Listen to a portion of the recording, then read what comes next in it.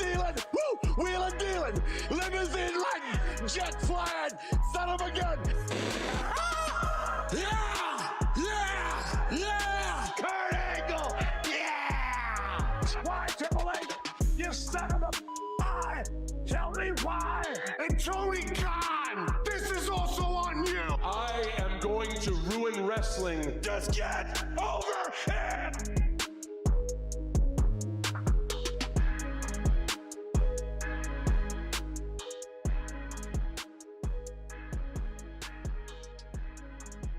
Crazy week in the world of professional wrestling, man. Ironic. It's ironic, man. Greed has taken over the wrestling industry, primarily WWE. It's insane. Greed has effectively taken over WWE. It's wild. As you guys all know, WrestleMania 43 in 2027 is set to take place in Riyadh, Saudi Arabia. It's absolutely insane. It's crazy to think that WWE has been doing business with Saudi Arabia since 2018. And now, almost 10 years later, Saudi Arabia is going to be getting its first actual WrestleMania. This is not a situation in which they're getting like a WrestleMania that was like the greatest Royal Rumble. If you guys remember, their first Saudi Arabia show was the greatest Royal Rumble. It was a Royal Rumble, but it wasn't actually a Royal Rumble. If you really want to take things into consideration, it was kind of a non-canon Royal Rumble, if you really want to take things into consideration. But WWE, as they always do, TKO, showed their nature, I should say, of greediness. And they not only showed that when they announced WrestleMania for next year to be in New Orleans, and then all of a sudden a couple months later, they scale back and we're like, you know what? We got more money from Las Vegas. Let's just announce WrestleMania in Las Vegas instead. So they actively screwed over. Think about this. They actively screwed over New Orleans for Las Vegas. And now they announced WrestleMania 43 to be in Saudi Arabia. Ironic. Welcome to the WrestleHavoc podcast. It is Sunday, September 14th, 2025. Thank you guys so much for joining me on this edition of the podcast. It is episode 20 of the WrestleHavoc podcast. We got a lot of things to talk about on this edition of the show. We're not only going to be talking about WrestleMania 43 taking place in Saudi Arabia, we're also going to be talking about Andrade. Didn't he recently come back last January? Yes, he came back after a lackluster run in AEW. Well, let's be honest. He had a lackluster run once again in WWE. This is his second run in WWE, and he got let go by the company. Shocking news to all. Andrade has been let go from the company, so we're going to be talking about that as well. We're also going to be talking about Paramount.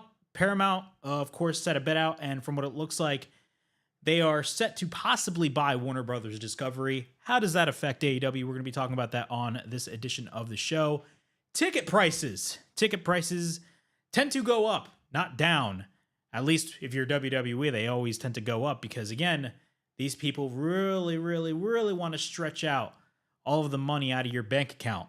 Well, Mark Shapiro, the COO of TKO, talked about ticket prices, and he blatantly admitted, yeah, we're going to keep raising these prices because WWE is still not at the level of the UFC. We really want the WWE to be at the level of the UFC. We're going to be talking about Mark Shapiro's comments and my thoughts on that whole matter because I have a lot to say on that whole situation.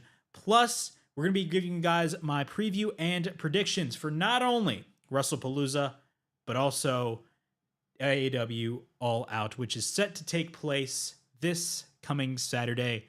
A lot of wrestling is set to take place this Saturday. It's crazy. Lots of wrestling. We got All Out, WrestlePalooza. Of course, WrestlePalooza is going to be the very first WWE PLE on the ESPN DTC app. And of course, All Out is going to be the very first AEW pay-per-view on HBO Max. And guess what? There's a $10 difference. Yeah, instead of paying $50 for AEW All Out, you are going to be paying $40. So we're going to be talking about all this and much more right here on this edition of the WrestleHavoc podcast. Thank you guys so much for joining me. It is episode 20 of this edition of the WrestleHavoc podcast. Without any further ado, let's get straight into the news. But before we get into all this craziness, please make sure to like and subscribe to the WrestleHavoc channel right here on YouTube, in which we discuss everything in and outside of the squared circle. Make sure to like and subscribe for more content, and as the freaking referee would say, ring that damn bell for more notifications. Also, if you guys are watching on WNN platforms, that being the Facebook page or on the YouTube channel, I thank you guys so much for watching me on those platforms as well. But without any further ado, let's get straight to the wrestling talk. We're going to start with Andrade. Andrade has been in the news this weekend, and not for a good reason. From what it looks like, Andrade has been released, or I should say he has been fired from WWE. The news broke on Saturday, and it was a shocker to a lot of people because it didn't feel like a long time ago that Andrade actually came back from AEW. Because, of course, if you guys don't remember, Andrade was originally with WWE back in the late 2010s, and he had a great run in NXT, but then had a lackluster run once he got called up to the main roster. And then, of course, he got let go by the company because this is during a time when they were doing budget cuts. And then he had only one other option, and that other option was AEW. A lot of people were happy that he joined AEW, but as the years went on, his run was kind of lackluster, and you can put him on the many names of AEW that AEW has fumbled, if you really want to think about it, because Andrade, I mean, the talent of Andrade is just off the charts, and the fact that AEW just didn't utilize him well clearly shows the creative bankruptcy that AEW was dealing with. But of course, he came back to the WWE last year at the Royal Rumble, and his run was kind of lackluster as well. WWE didn't really do anything with Andrade, unfortunately, and it really showed in his booking. Of course, he had the great Best of 7 series with Carmelo Hayes last year, and that was really it. They put the Speed title on him. If anybody watches WWE Speed, if you guys don't know, WWE Speed was a show on X or Twitter at the time. And honestly, if you watch WWE Speed, you are insane because nobody watched WWE Speed. Like, I'm going to say this right here and right now. The people that watch WWE Speed are on the same level of the people that watch NXT Level Up. Like, who watches those shows? Like, seriously, who watches those shows? But Andrade was the Speed champion like anybody cared. They paired him in a tag team with Rey Fenix, and that was actually, that had some potential. But unfortunately, there was really no direction at all when it came to the tag team with Rey Fenix and Andrade. And it sparked a lot of conversation on social media as to where Andrade might go next. A lot of people were talking about how Andrade may come back to AEW. But more information came out regarding as to why he got let go from the company. It was not a situation in which he was kind of fed up with the booking. Well, there were some creative differences with WWE and Andrade, but from what it looks like, this whole situation is more of a disciplinary matter. So I'm reading this from the takedown on Sports Illustrated. On Saturday, it was revealed WWE quietly cut ties with the former U.S. champion Andrade, moving him to the alumni section of the company website. The takedown on SI would soon learn that Andrade's departure was not mutual and that the company released him from his contract. It is not clear as to whether or not he's ever requested his release, but the decision to cut him was on the company's violation and not related to budget moves.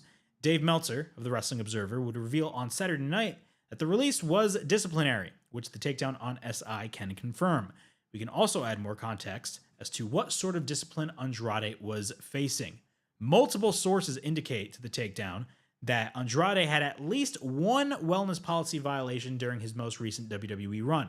It is not known how exactly he was in violation of the policy, or whether or not he, in fact, tested positive for a banned substance. WWE can suspend talent for failing to produce the test. It is also not clear if it directly led to his release, but it was noted that he was suspended without pay as a result of it. Initial reports noted that he had not been backstage at SmackDown as of late and was not listed on the internal roster's website. Takedown on Sports Illustrated can add that he was told to leave the taping last month and he was escorted out of the building. A high-level source asserted to the dismissal from the building was in relation to his most recent suspension and that it affected major creative plans for his tag team with Rey Fenix. As of right now, the last time we saw Rey Fenix was on SmackDown, in which we had that great match with Sami Zayn.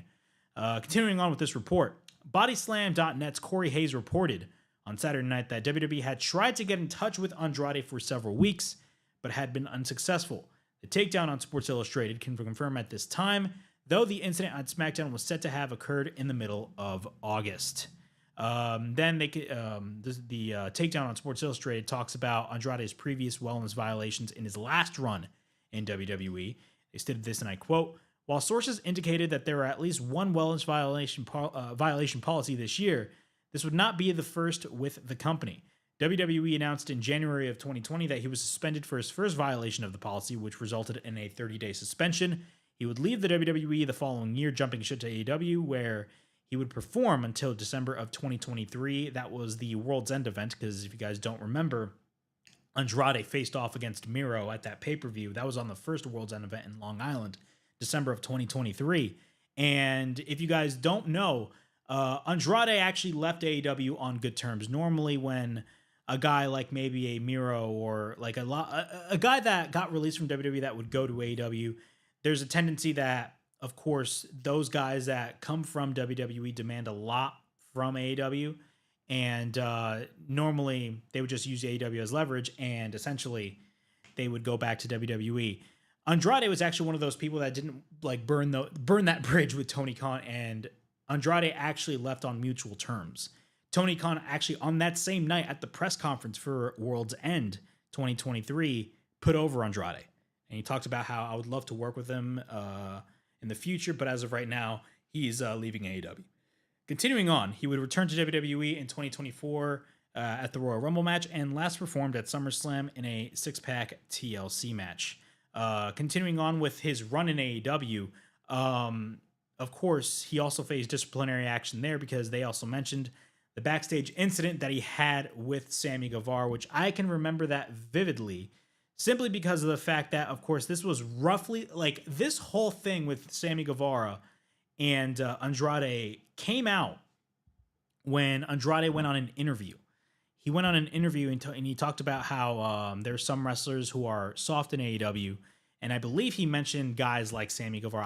I don't recall if he mentioned him via name, but he did mention about wrestlers being soft in the ring, and he talked about how essentially like, hey, you are, for lack of a better term, if you hit me hard, I can hit you hard back. That's the mentality that I have. If you hit hard back. And Sammy Guevara took offense to that, and he went on a social media tirade to the point where it led to a backstage altercation, and Andrade unfortunately faced disciplinary action. Keep in mind, this was roughly around the time where Brawl Out happened. So where the CM Punk incident happened, the fight backstage after the press conference from Hell took place. So this was like a couple of weeks after. And this is during a time where like the AEW locker room was like a war zone, because every single week you'd hear stories of a backstage fight that would happen. It was absolutely crazy. But continuing on with the report, it should be noted that WWE has not published any potential wellness policy violations publicly since the TKO merger in 2023. As a result, it is unknown how many there have been. If there have been any outside of this at all, WWE has not commented on the nature of the release in a formal capacity as of press time. Okay, let's talk about Andrade, man. This was quite of a shocker to a lot of people. I will say this. This was quite of a shocker to a lot of people, simply put. I mean, again, Andrade was one of the guys that were released from WWE, went to AEW, had a lackluster run in AEW, only to come back to the WWE. What this whole thing screams to me is the grass isn't always greener on the other side. And I know a lot of people have been pointing that term loosely on social media regarding Andrade and his release. If these reports are true and Andrade failed the wellness violation, that's on Andrade. It's not on the company. You can talk about how WWE, didn't book this guy well. He wasn't prominently featured in a lot of great matches. They just didn't care about Andrade at all. They just used Andrade. Whatever. At the end of the day, if these reports are true and Andrade had failed a wellness test, then that is on Andrade. If he got released due to disciplinary actions, that is on Andrade. That is on Andrade, unfortunately, because at the end of the day, WWE is a publicly traded company and they have to impress their shareholders. And if you do stuff that embarrasses the company, then they're gonna act on it. They're gonna act on it and give you some sort of punishment.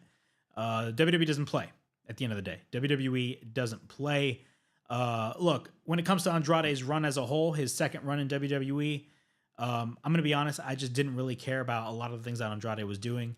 From the moment they put the speed title on him, I was like, oh yeah, that's what they're doing with Andrade. They don't really care about Andrade. They're not going to put him in, at least in the mid card. They're going to demote him to the speed show, which is absolutely ridiculous in my opinion. But in terms of his release, look, at the end of the day, you can't really blame WWE for this if this is true. Now, where is Andrade going to go now? Is he going to return to AEW? I know a lot of people were speculating, hey, the Continental Classic is coming up in a couple of months. What if Andrade shows up in the Continental Classic? We're going to have to wait and see. But AEW could be an option. A lot of people were pointing TNA. TNA does have that relationship with WWE, though. I don't know if that's going to really take things into consideration when it comes to Andrade.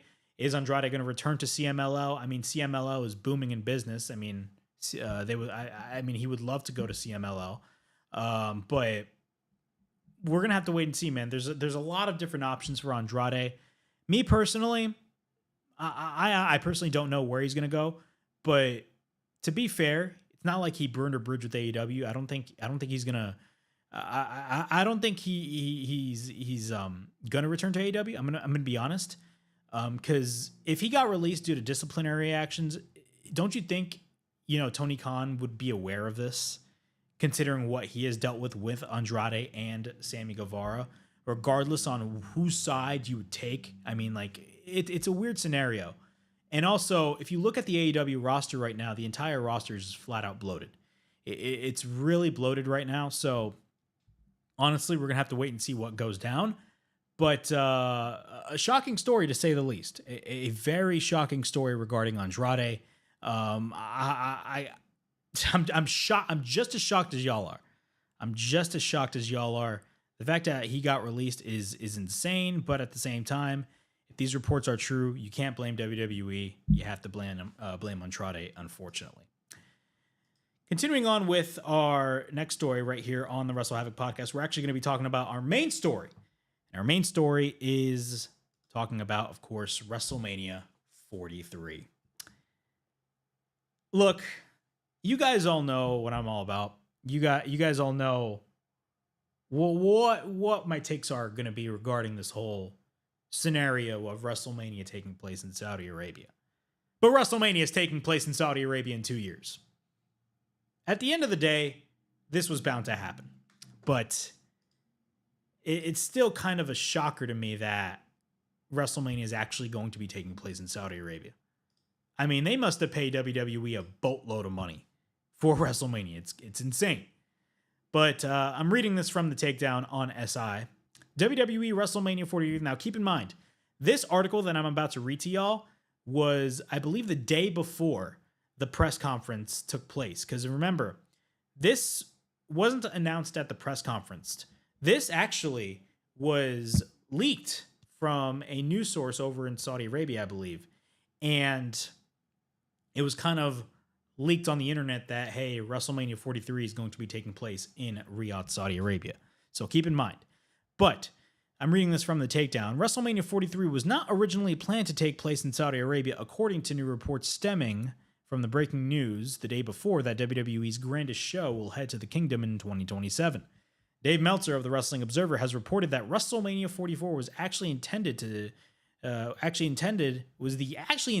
edition of the Showcase of the Immortals that would be held in Saudi Arabia, and then plans changed. Speaking on Wrestling Observer Radio, Dave Meltzer said Saudi Arabia's General Entertainment Authority chairman stepped in to get the event moved forward by 12 months. So think about this. WWE wanted WrestleMania 44 to be in Saudi Arabia, but Saudi Arabia was like, no, 2027. WWE wanted it in 2028. They had commitments for 2027. The reason it had to be 2027, Turkey Al-Ashik, in which we will be talking about throughout the majority when we're talking about this topic on this edition of the podcast.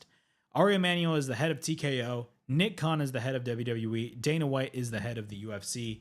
And Dana White and Nick Khan are the head of TKO Boxing. However, The final boss is Turki Al-Sheikh because he's the guy with all the money in the world at his disposal. Dave Meltzer continued on, so he pushed. Saudi Arabia, I believe, was made a country in 1727, and it's like their independence. It's like our 1776, right? Of course, talks about the foundation of the first Saudi state. Then, in the same way, wanted it on the 300th anniversary, and they're paying the money for it. And they have matches that they want, and they're working really, really hard to get those matches. According to PW Insider, a press release in Arabic was accidentally circulated yesterday earlier than intended. The release was quickly pulled, but this believed to be accurate in announcing the news that WrestleMania 43 will come to the Kingdom of Saudi Arabia, making it the first WrestleMania to be held outside of North America. With TKO involved in the promotion of this weekend's super fight between Canelo Alvarez and Terrence Crawford at Allegiant Stadium in Las Vegas. They also had the AAA show, the Worlds Collide show, which was main evented by Vikingo versus Dominic Mysterio, in which Dominic Mysterio, of course, won the AAA Mega title. It is rumored that the official announcement, which already happened, regarding Mania in Saudi Arabia was going to be announced. Continuing on, WrestleMania 43 will not be the first major WWE PLE to be held in Saudi Arabia. However, the next year's Royal Rumble is already scheduled to take place over there. Continuing on with another report by the Takedown. The Takedown actually did a summary about what took place at the press conference. So if you guys don't know, the day before the press conference, Triple H made the announcement that, hey, we're going to be changing the game. We're going to be changing the game, and we have an announcement at 3 p.m. And they always say that, like, hey, we're changing the game. But they made the announcement, and of course, if you watch this press conference, and keep in mind there was literally no media there, it was just an announcement that looked like a press conference. If you really want to take things into consideration, this whole announcement was absolutely hilarious. They didn't even, like, from the first moment they went live, from the moment you saw the WrestleMania logo, you knew that WrestleMania 43 was going to be taking place in Saudi Arabia. You just knew. You just knew. But Triple H commented on the press conference, and he stated this, and I quote, "Thanks to our partners with the GEA and Riyadh season, we just could not be more excited for this opportunity.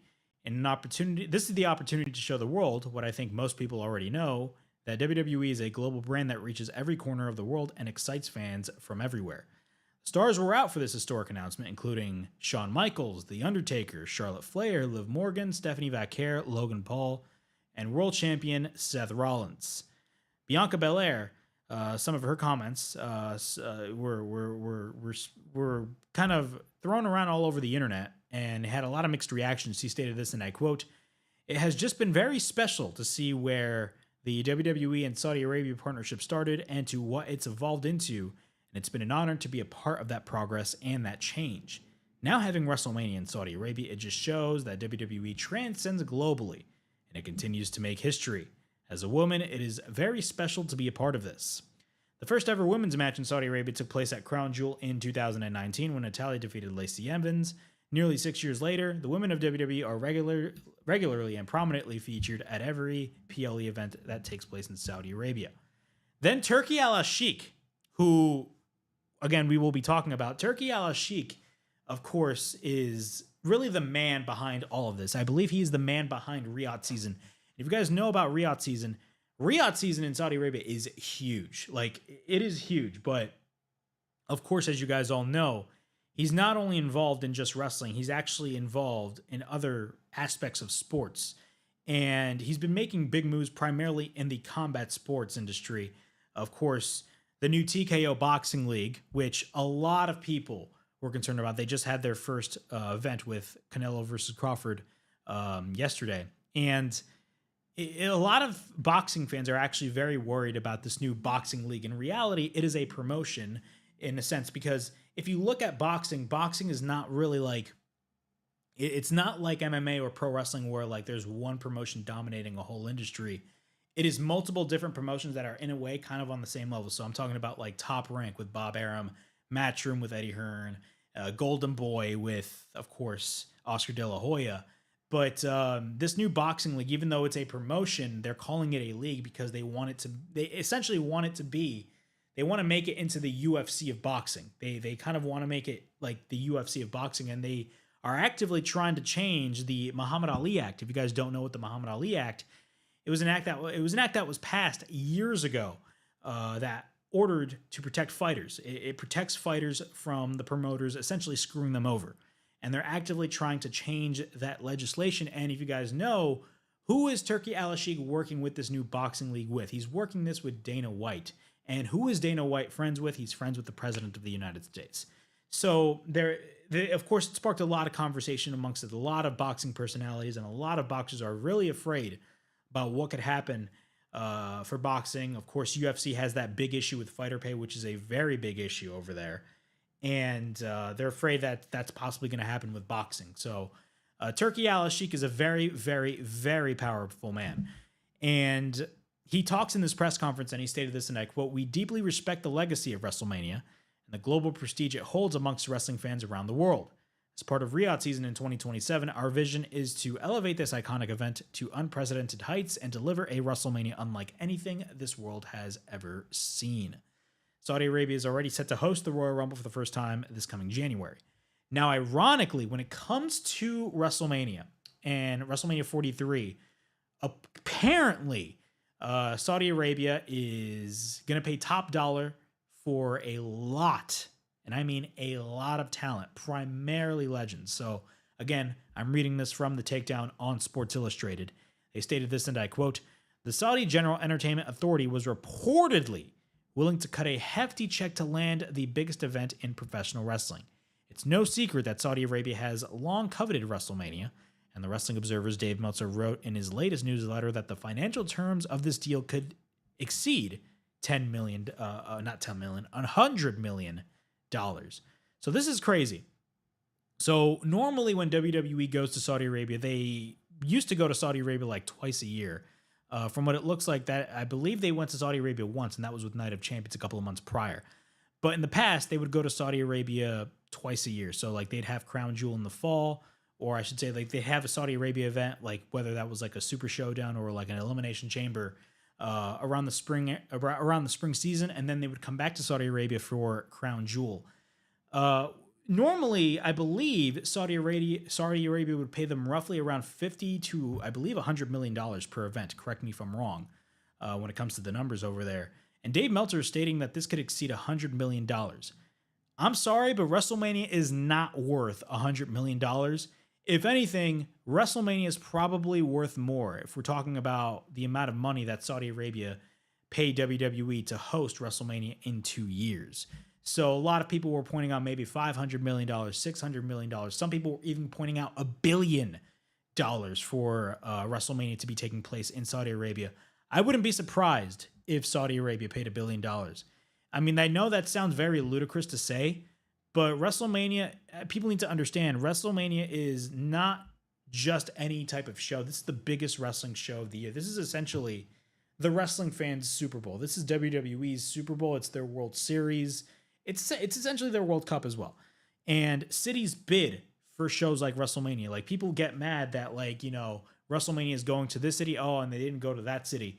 Look, WWE no longer just chooses a market for WrestleMania. They don't choose a normal market to host WrestleMania. Now what happens, and it's not just WrestleMania, it's a lot of their other big events, primarily their big four or big five events. I still call it Big Four because I believe in the Big Four. I don't really consider Money in the Bank to be a Big Five, but it's still a big event.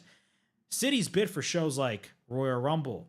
Cities bid for shows like, of course, WrestleMania, like we saw with Saudi Arabia. Cities bid for shows like SummerSlam. Of course, New Jersey bid for SummerSlam this year, and it was a big success. Cities bid for Survivor Series and possibly other PLEs. But now WWE, when it comes to their premium live events, cities bid for these events. And what's crazy is that Saudi Arabia got a WrestleMania before London. Think about that. Saudi Arabia, Riyadh, Saudi Arabia, got a WrestleMania before London. Everybody wanted London. Everybody wanted London to host WrestleMania. Everybody wanted London to host WrestleMania. And the fact that Saudi Arabia got a WrestleMania first is baffling to me. But, again, these cities probably got outbid by Saudi Arabia. Because if you compare the amount of money that some of these countries or cities are willing to pay for a show like WrestleMania to come to their city, imagine the amount of money that Saudi Arabia paid for WrestleMania. Imagine the amount of money that Saudi Arabia possibly paid for WrestleMania. WWE, it's reported that WWE were like shocked about the amount of money that they got offered. And you guys all know that WWE will always go where the money is at. Because again, WWE is a publicly traded company. They have to answer to their shareholders. And of course, it's not just WWE now. It's the UFC. It's this new TKO boxing league. It's TKO as a whole. So it's really not just WWE. It's TKO making these calls. TKO are a bunch of greedy people. But a lot of people, when Endeavor first bought WWE back in 2023, a lot of people warned wrestling fans that this was going to happen. A lot of wrestling fans warned, or a lot of MMA fans, I should say, warned wrestling fans that this was going to happen. Ticket prices are up. They were like, hey guys, be prepared. Ticket prices are going to go up. What happened? Ticket prices went up. You're going to see sponsors all over the place. What happened? You saw sponsors all over the place. It's like a one big fat commercial every single minute when you watch WWE programming. It's insane. It's crazy. Everything that WWE does is for money because, of course, they are a business. That doesn't mean we have to like it. I understand. Look, if you are a business, your number one priority is making money. That is it. But if you do it at the expense of the people, that's where I draw the line. And when it comes to these ticket prices, I have a lot to say about that whole situation as well. Because Mark Shapiro, of course, the COO of TKO, talked about them wanting to continue to raise these ticket prices. But regarding Saudi Arabia 100% outbid a lot of these other cities. So they probably outbid London. They probably outbid other cities that wanted to bid for WrestleMania, because there's no way that these cities were willing to pay the amount of money to WWE the way that Saudi Arabia was going to pay. There's just no way. There was just no way. No way whatsoever. And do not be surprised. And I'm going to say this right here and right now. And I said this on my most recent video. And that video was titled, How WWE Sold Its Soul to Saudi Arabia. Do not be surprised. I'm telling you this right now. Do not be surprised if there's going to be another WrestleMania. So think about this. WWE paid top dollar. WWE paid top dollar for WrestleMania. Or I should say, Saudi Arabia, I should say. Sorry, I got a text message. Saudi Arabia paid top dollar for WWE. Do not be surprised if, of course, we all know WrestleMania 43 is going to be taking place in Saudi Arabia. Do not be surprised if WrestleMania 44 is going to be taking place in Saudi Arabia. Do not be surprised if WrestleMania 45 is going to be taking place in Saudi Arabia. Do not be surprised if WrestleMania 46 is going to be in Saudi Arabia. And do not be surprised if WrestleMania 47 is going to be taking place in Saudi Arabia. Do not be surprised. Why do I say we're probably going to be getting back-to-back WrestleManias in Saudi Arabia? Well, look at what WWE did with WrestleMania for next year. They originally announced WrestleMania 42 to take place in New Orleans, Louisiana, at the Superdome. They literally announced WrestleMania 42. They had The Rock show up, of all people, on a random episode of SmackDown to announce WrestleMania 42 was set to take place in New Orleans, only for a month or two later to back out of that deal. Why? Because Las Vegas paid them more money. Again, WrestleMania is a show that's being bid for. They pulled out of the deal, and they essentially screwed over New Orleans, and they were like, you know what?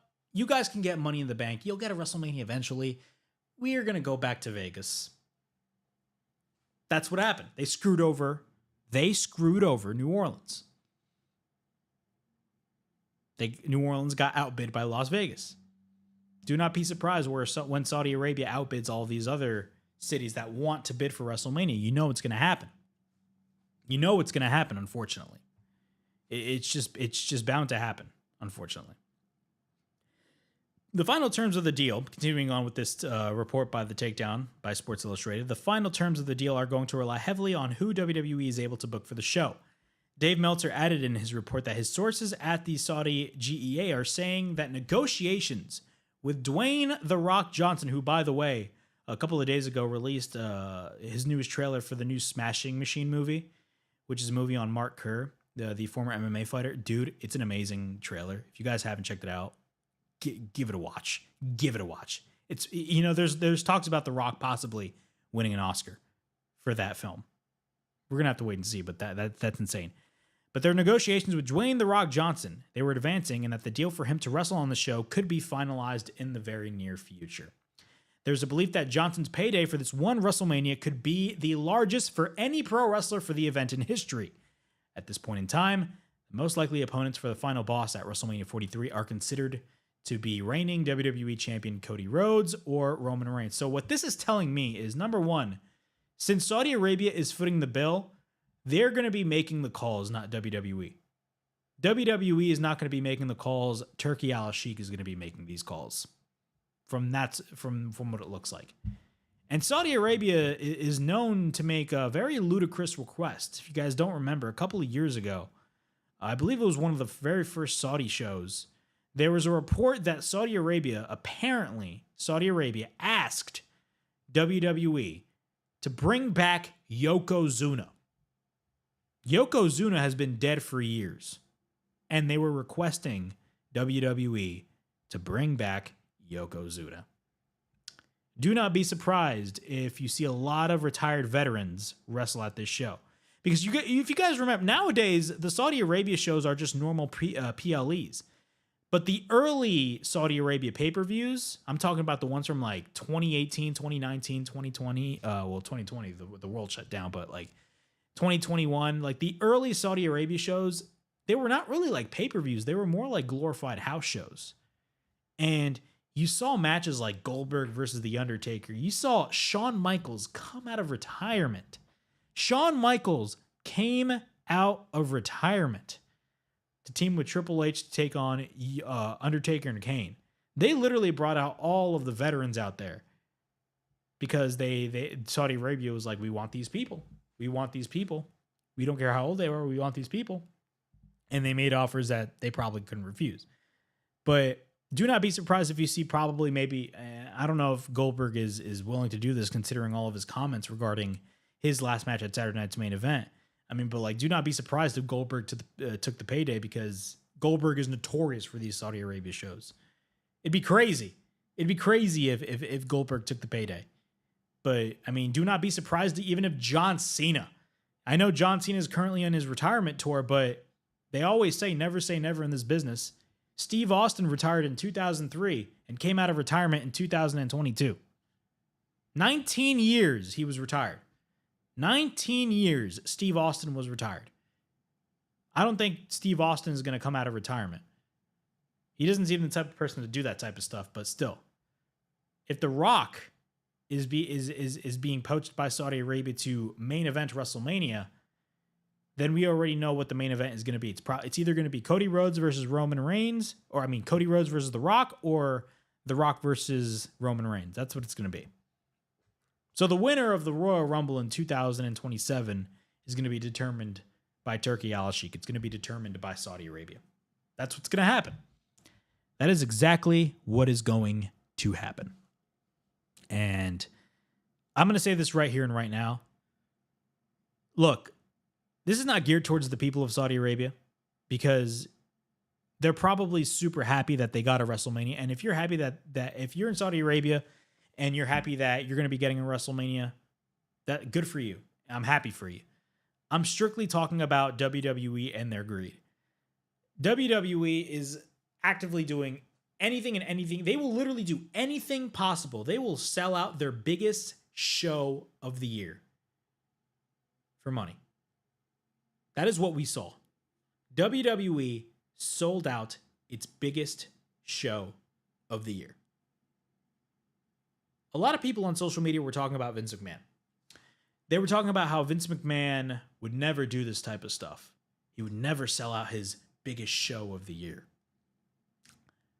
I beg to differ, because he didn't sell out his greatest creation, that was WrestleMania. He sold out his entire company to Saudi Arabia. I mean, Saudi Arabia, I believe, went to WWE, but at the end of the day, WWE or Vince McMahon agreed to the deal with Saudi Arabia, so he kind of started this whole thing. Yet these people want Vince McMahon back. I sure as hell do not want Vince McMahon back, in my opinion. I mean, it'd be a PR disaster for WWE. Let's just be honest with ourselves. It would be a PR disaster. But would Vince McMahon do these types of things? Would Vince McMahon do the exact same things that TKO are doing right now? Would Vince McMahon outprice its fan base, or his fan base, I should say, when it comes to ticket prices? Well, Mark Shapiro talked about this whole situation recently, and it's very telling about what WWE and TKO view its audience. Speaking at the annual Goldman Sachs technology conference on Wednesday, Shapiro was asked about the ticket prices for both TKO's major properties, that being the WWE and UFC. He was direct in his assessment that WWE ticket prices have not yet reached their full potential. And he stated this, and I quote, "WWE is not where the UFC is yet on the ticket yield." And I didn't even know the terminology ticket yield even existed. "We have our work to do there," he said. He explained the company's new philosophy, which is a departure from the previous approach under Vince McMahon. He continued on and he stated this, and I quote, "We know that we have a lot of room because Vince McMahon was primarily pricing tickets for families and wasn't totally focused on maxing the opportunity there. Now that we've seen what we can do with the UFC, we're replicating that in terms of ticket yield and holding back on advanced sales when it comes to on location on the WWE side, and it's working out really well." Ticket yield is a term used in the travel and entertainment industries that refers to maximizing revenue by selling all available inventory at a strategic mix of prices.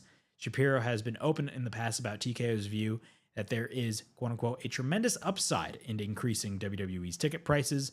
The strategy has already been reflected in a high cost of tickets for recent PLEs and TV tapings in major markets. Shapiro also discussed the importance of site fees for both WWE and UFC events, stating that his primary focus is on, we're going to hear it. We're going to hear that terminology. Cash. He wants cash. That's what he wants. He wants cash. He wants cash. He even issued a warning to cities that have had successful events, suggesting that they will have to pay for us to come back, or else we'll take it to another town. He made it clear this applies to all of WWE's brands, including Raw, SmackDown, and NXT. That is what Mark Shapiro said. That is what Mark Shapiro said. His primary focus is on cash. He issued a warning to cities that have successful events, suggesting that they will have to pay for us to come back, or else we'll take it to another town. Yeah. It's not looking too good for London, eh? It's not looking too good for London. You know, I find it ironic, man. Remember 2 years ago where WWE held Money in the Bank at the O2 Arena in London? And they brought out John Cena. Now, keep in mind, John Cena announced his retirement tour at Money in the Bank only a year later. But keep in mind, a year before he announced his retirement tour, he showed up at Money in the Bank, and essentially he asked the fans, "You need to be loud if you want the first WrestleMania to be taking place in London. Come on, come on, come on, people. Cheer, cheer, cheer, scream. Do you want a WrestleMania in London?" Why do you think that is? Do you want to know the message behind John Cena? Do you want to know the message behind John Cena coming out at Money in the Bank in 2023 in London and essentially tell fans, hey, do you want a WrestleMania in London? Say yes, and we'll give it to you. You want to know what the real message behind that was?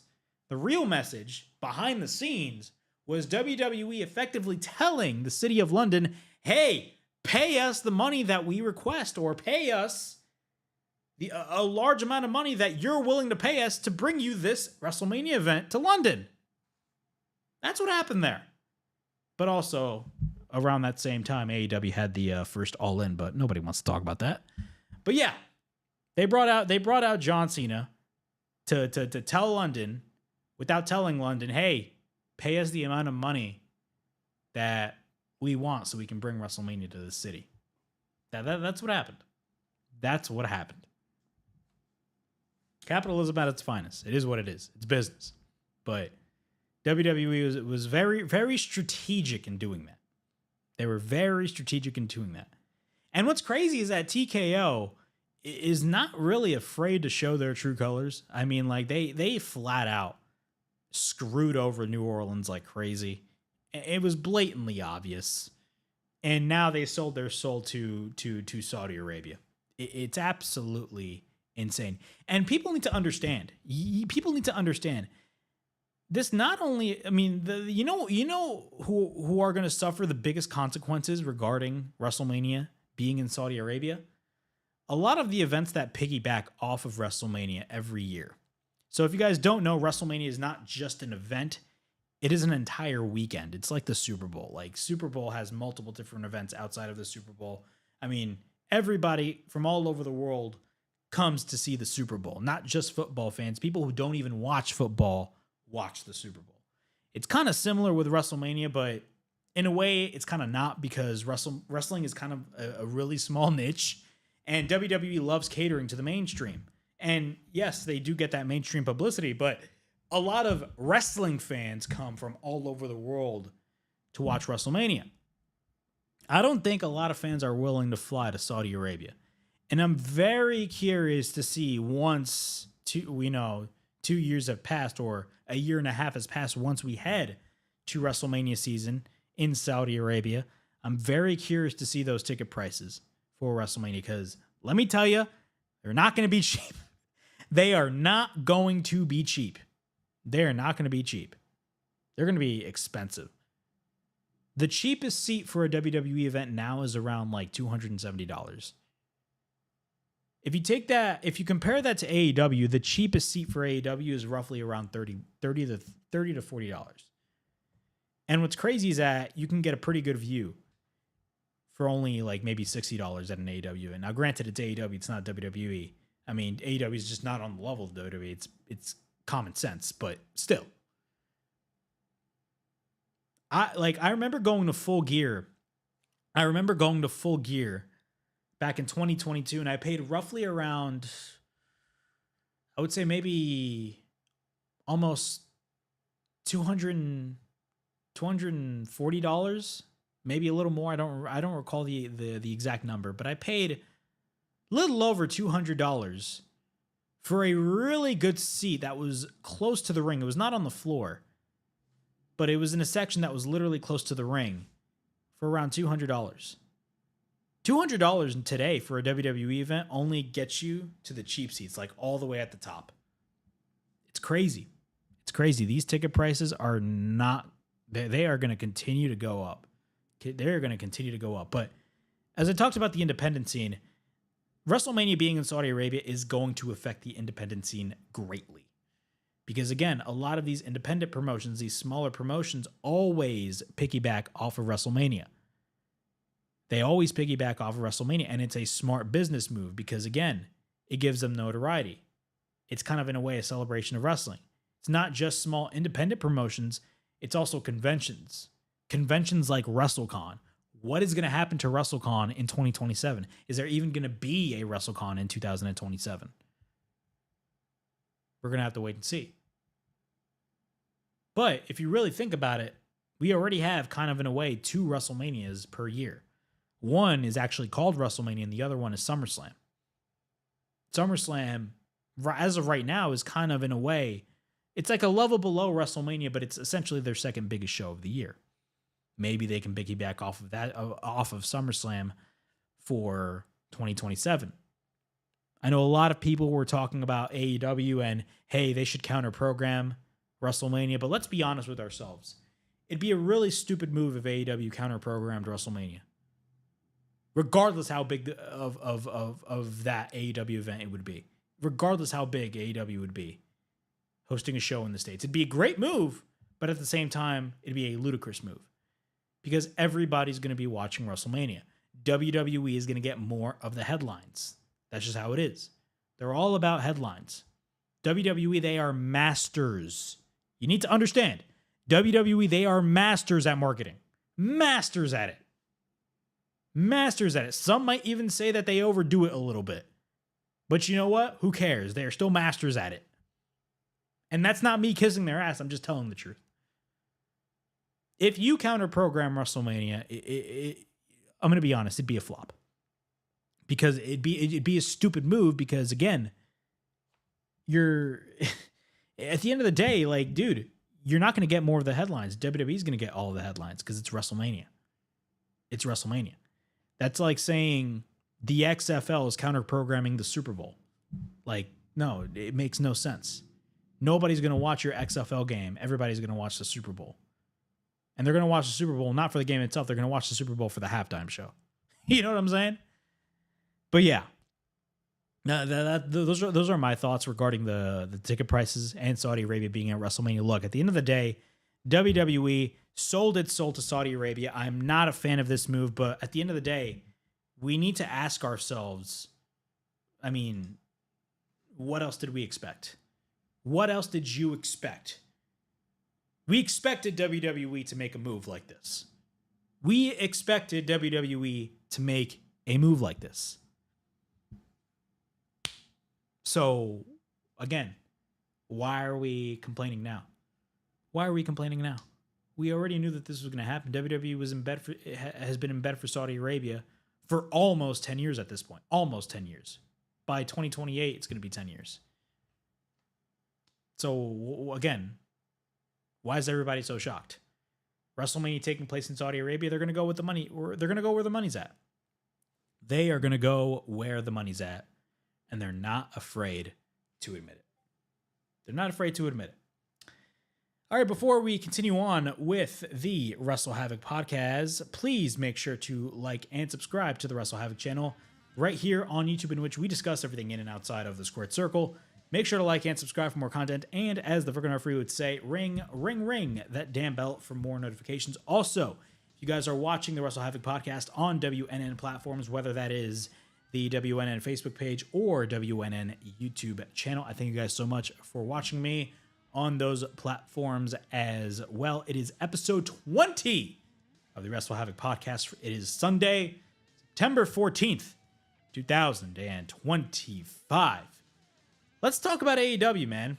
AEW has been in the news, and there's been a lot of doom and gloomers on the internet regarding AEW. And, of course, as you guys all know, Paramount has been making a lot of moves lately. And according to the Wall Street Journal, Paramount Skydance is getting ready to make an offer to buy possibly Warner Brothers Discovery. Now, once again, I'm reading this from The Takedown. The Takedown on Sports Illustrated has essentially recapped this whole scenario, or this whole story. Warner Brothers Discovery is the parent company of products such as DC Entertainment, Warner Brothers Studios, and HBO Max, which is the home of All Elite Wrestling. Earlier today, it was reported that Warner Brothers Discovery CEO David Zaslav believes that the price of HBO Max is quote-unquote underpriced. You know what that means? The prices for those streaming services are going to go up. He also revealed that he plans to crack down on password sharing before the end of the year, while price hikes for HBO Max will come in the future. Man, password sharing, dude. What have we become as a society, bro? That is insane. This is far from the only news on the topic today, as the Wall Street Journal reported that Paramount Skydance is preparing to make a majority cash bid to purchase Warner Brothers Discovery. The bid encompasses the entire company, including cable networks, movie studios, and streaming services like HBO Max. the streaming platform that hosts AEW content. Paramount Skydance itself just finalized its merger between Paramount Global and Skydance Media mere weeks ago. Could wrestling fans possibly see AEW content moved over to Paramount Plus or a new streaming service combining Paramount Plus and HBO Max? Since the offer hasn't been finalized yet, nothing has changed. There isn't a word on what could this mean for products like AEW that stream their weekly episodes of Dynamite on Collision on HBO Max. With AEW and Warner Bros. Discovery being locked into a multi-year deal that just recently started, one would imagine that would be picked up alongside any purchase by Paramount Skydance. Paramount Skydance streaming service Paramount Plus is the home for libraries from CBS, Nickelodeon, MTV, Comedy Central, and more. The service has 79 million paid memberships, falling short of HBO Max's 125.5 million paid users. That said, it might make sense for Paramount Skydance to potentially adopt HBO Max as their primary streaming platform. That makes total sense from a business standpoint, considering HBO Max is the larger platform, keeping AEW where it is and not having to force fans from one service to another. Also, we need to take into consideration that HBO Max now hosts the AEW pay-per-views. Okay, what are my thoughts on this whole scenario? This is a very interesting story that I feel like a lot of wrestling fans need to keep an eye out of.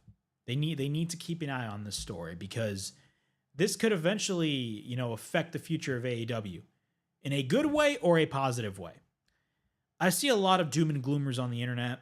There's always doom and gloomers on the internet. A lot of fans always are like, oh my God, this is going to be like AOL Time Warner where it killed off WCW.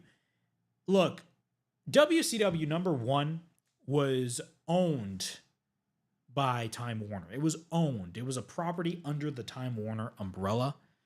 And keep in mind, this was a company that lost $60 million in the year of 2000. And they're like, think about this. In 1997, which was probably like 1997 and 1996 to 1997 were their peak years. Not even 1997. 1996 to 1998 were their peak years. Those 3 years, they were super profitable. They were super profitable, man. Imagine you're a company that is like making well over $100 million per year, and then you get sold off to the WWF in 2001 for roughly over $2 million. Talk about a downgrade. Talk about a downgrade. WCW in the last 2 years, the last 2 full years of that company's existence was a money-losing machine for Time Warner at the end of the day. It was. But in terms of AEW is not owned by Warner Brothers Discovery. Now, some may say that WBD has a small percentage of AEW, that being like a 1% ownership of AEW, like a minority share of AEW. But I don't know if that is true or not. They haven't really disclosed that at all. And what's ironic is that I feel like AEW is very secretive regarding that whole situation. I don't know why. It's very questionable. But they have a deal with Warner Brothers Discovery to distribute their content. Not they don't own them. But this could very well affect AEW in the good in good terms or on bad terms. It could affect them on good terms because it opens the door for AEW to possibly ink a deal with Paramount to not only maybe extend the partnership with TNT, TBS, HBO Max, but maybe if Paramount eventually buys out Warner Brothers Discovery, maybe to host AEW on a network maybe like CBS. But there's only one problem with that. And that will lead to my bad scenario. Who has Paramount recently gone into bed with? They've gone into bed recently with the UFC. And who owns the UFC? Oh, yeah, that's right. Endeavor owns the UFC. And what organization also does Endeavor own under the TKO umbrella? Oh, yeah, that's right. They own WWE. Do you honestly believe TKO would be okay with another entity that's not theirs to be hosted, primarily a competitor to be hosted on the same platform that the UFC is under? I don't think so. Now, we've seen cases like that before on the MMA side. I mean, PFL is on ESPN Plus, and UFC is on ESPN Plus as well. But, I mean, let's be honest. UFC gets more of the attention because, of course, the UFC is the UFC. But do you honestly believe that TKO would be happy if AEW... And now keep in mind, this extension that they signed with WBD it just recently started in the beginning of this year. But that deal is, I believe, only a 3-year deal. So the deal ends, I believe, by the end of 2027. So honestly, I mean, we do not know what the future would hold for AEW if that was the case. But I will say one thing regarding TKO, and this is actually, I don't want to say a compliment on their end, but you can't do nothing but put over these people in terms of their connections that they have, and in terms of their competitive tactics. This is a smart competitive tactic. If you look at the WWE and UFC and regarding their media rights, that is the real battle that is taking place behind the scenes. Everybody talks about talent signing in one place, talent going to another place. And yes, that is a competitive tactic. And trust me, AEW existing is better for the wrestling business because more people get paid more money.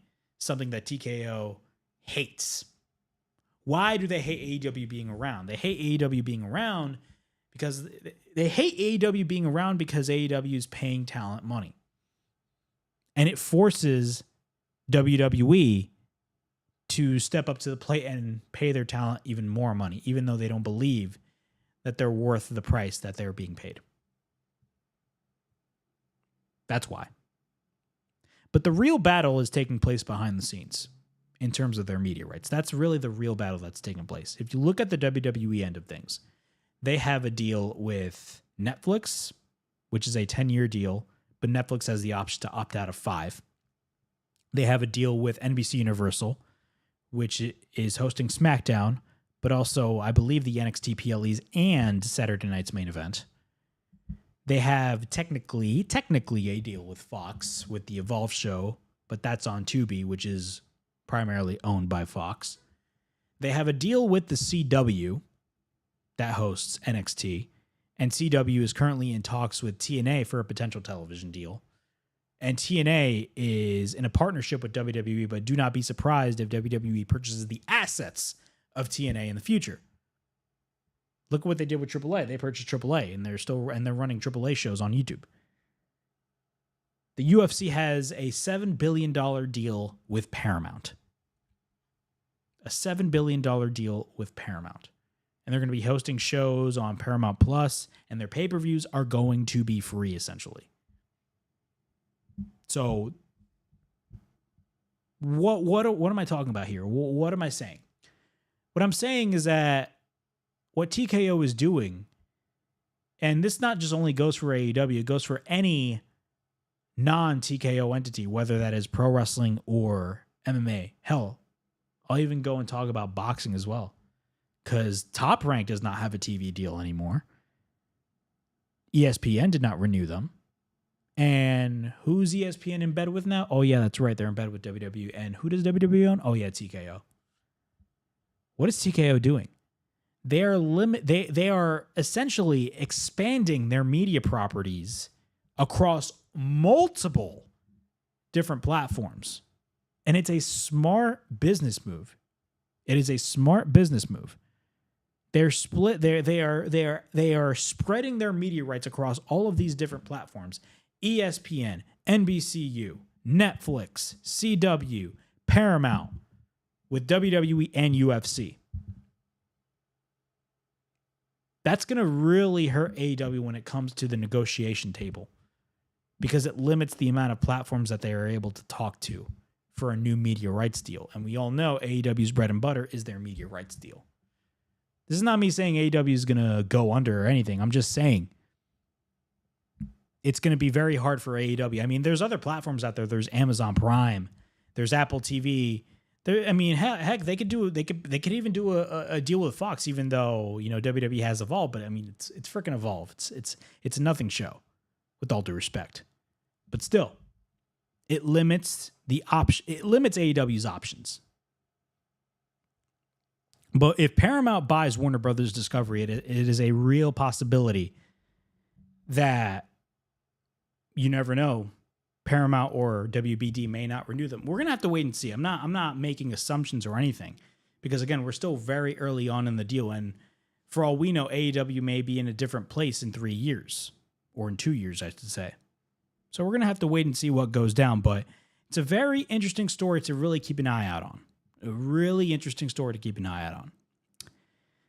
Moving on to our final topic right here on the WrestleHavoc podcast, we're going to be talking about WrestlePalooza and All Out. As you guys all know, we got 2 wrestling shows happening on Saturday, September 20th. We got the first AEW pay-per-view taking place on HBO Max with AEW All Out, in which you have to pay, oh, you want to hear it? $40 for that pay-per-view. And we got the very first WWE PLE on the new ESPN direct-to-consumer streaming service, in which you got to pay $30 a month for that streaming service. But if you have cable, you can just put all your cable information and you don't have to pay the $30. But we got WrestlePalooza and we got AEW All Out. Originally, both of these shows were actually going to go on head-to-head. But from what it looks like, and it was actually announced last week, AEW All Out has moved their start time from 8 p.m. to 3 p.m. And honestly, it was a smart move on AEW's end. But we're going to be doing a quick card rundown for both shows. First, we're going to be starting out with AEW. AEW All Out, of course, is set to take place at the Scotiabank Arena in Toronto, Ontario, Canada. And we got a lot of great matches, man. I'm very curious to see what's going to happen on this show. But we got a returning Eddie Kingston. Yes, a returning Eddie Kingston to take on Big Bill. They announced this on Collision. We got Ricochet and Toa Leona and Bishop Khan taking on the Hurt Syndicate, Bobby Lashley, Shelton Benjamin, and MVP. John Moxley is going to take on Darby Allin in a coffin match, which is probably not going to be the end of their feud.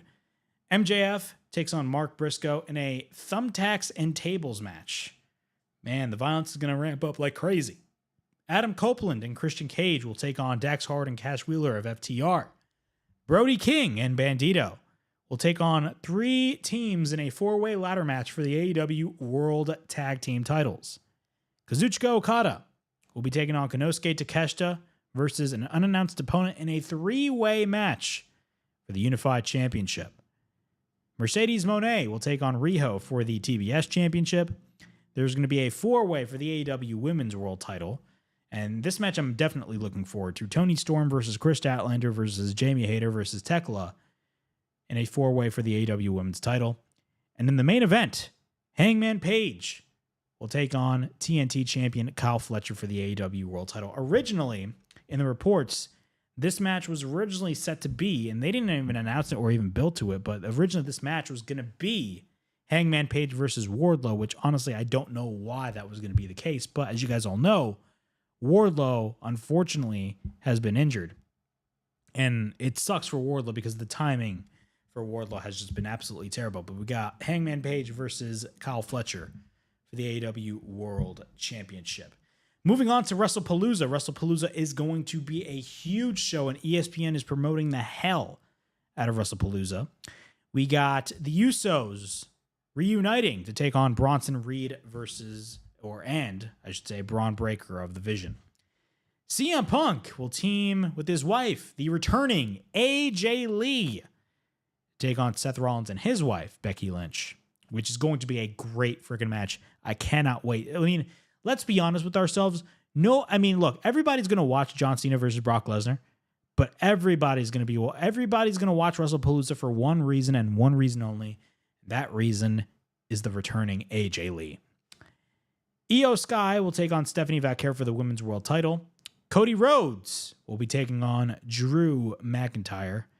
John Cena will face off against Brock Lesnar in the main event. So that is WrestlePalooza for you guys. What are my thoughts on both of these shows? I'm very excited for these shows, but let's not ignore the fact that WWE decided to counter-program AEW. Like, literally, the show wasn't even a thing like a month ago. And now WWE is counter-programming them. But who cares? We still got both shows, and I feel like both shows are going to be great. All Out is going to be fantastic, but I feel like definitely all eyes are going to be on WrestlePalooza. All right. That has been it for the WrestleHavoc podcast from Sunday, September 14th, 2025. Thank you guys so much for watching me on this show. We definitely talked about a lot of topics right here on the podcast.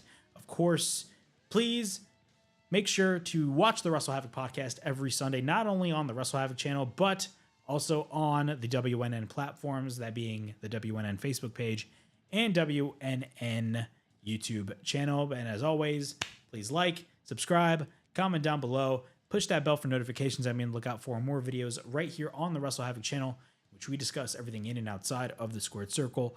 Make sure to like and subscribe for more content. And as the friggin' referee would say, ring, ring, ring that damn bell for more notifications. As always, it is yours truly, Flamin' Rick, Ricky DeRays, signing out. I'll see you guys all later. Peace.